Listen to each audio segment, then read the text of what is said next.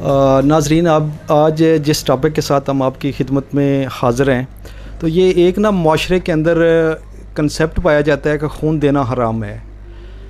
یہ کافی مسالک کے اندر بھی کافی لوگ اس چیز کو، خون کو کوئی جائز سمجھتے ہیں، کوئی ناجائز سمجھتے ہیں، خون دینا جائز ہے یا ناجائز ہے۔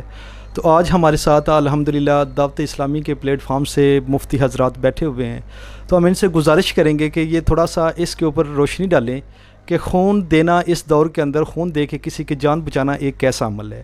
تو جناب یہ مفتی ریاض صاحب سے سب سے پہلے ہم ریکویسٹ کرتے ہیں کہ وہ اس پہ اپنا تھوڑا سا نقطہ نظر جو ہے وہ بیان کریں۔ جی مفتی صاحب۔ بسم اللہ الرحمن الرحیم۔ سب سے پہلے تو شکریہ ادا کرتے ہیں سندس فاؤنڈیشن کا، جنہوں نے بہت بڑی خدمت اپنے ذمے لی ہوئی ہے۔ اللہ تعالیٰ ان کو مزید کاوشیں ان کی قبول فرمائے۔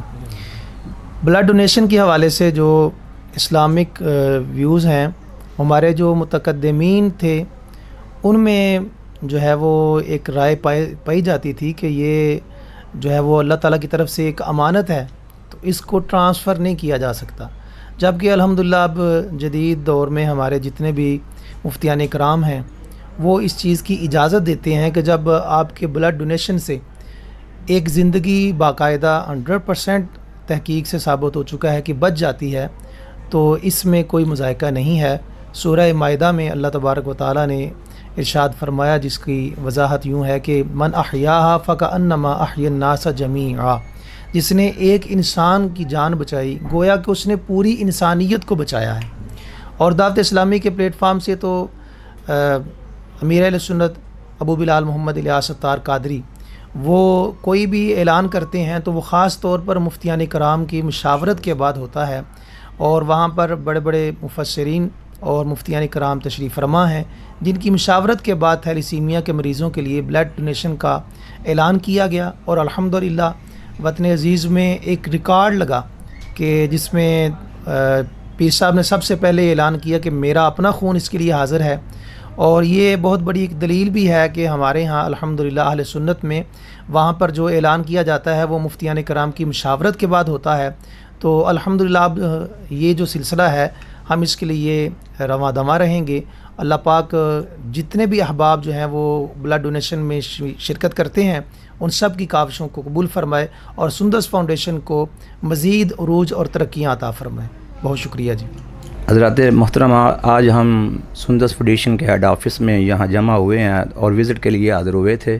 حاجی سرفراز صاحب کی دعوت پر یہاں آ کر لیب کا دورہ کیا، بڑی جدید مشینری دیکھی، جو علاج لوگوں کے ٹیسٹ شوکت خانہ میں اتنے روپوں سے ہوتے ہیں اور دوسری لیبارٹریز میں ہوتے ہیں، یہاں یہ سارا علاج مفت ہو رہا ہے۔ بچوں کو بھی دیکھا، تھیلیسیمیا کے بچوں کو دیکھا، اور ان کے چہروں پر جو مسکراہٹ تھی، یقیناً وہ حاجی سرفراز صاحب کو خراج تحسین ہم پیش کرتے ہیں کہ ایک تو انہوں نے مسکراہٹ ان کے چہروں پہ لائی۔ ایک انسان جب دوسرے انسان کے چہرے پہ مسکراہٹ لاتا ہے تو اس انسان کے سارے گناہ معاف ہو جاتے ہیں۔ آہستہ مسکراہٹ بھی لا رہے ہیں، ان کو صحت یابی کے لیے کوشش بھی کر رہے ہیں۔ حضرات محترم، بعض لوگ کہہ رہے ہیں کہ خون دینا حرام ہے، لیکن میں یہی گزارش کروں گا کہ مولانا الیاس قادری صاحب دامت برکاتہم العالیہ نے جب یہ اعلان کیا تو انہوں نے خود اعلان نہیں کیا، بلکہ مفتیان، محدثین اور مفسرین سے مشاورت کے بعد انہوں نے یہ اعلان کیا، اور بلکہ اپنے آپ کو پیش کیا۔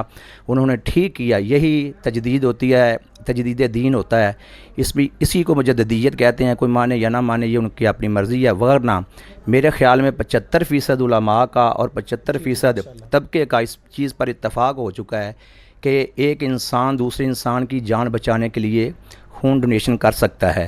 تو لہٰذا جس طرح پہلے کہتے تھے کہ ویڈیوز حرام ہے یا فوٹو کو حرام قرار دیا جاتا تھا، لیکن آج وہی علماء اس چیز پر اتفاق کر چکے ہیں کہ ویڈیوز اور سوشل میڈیا پر آنا یہ اسلام کے لیے بہت ضروری ہے۔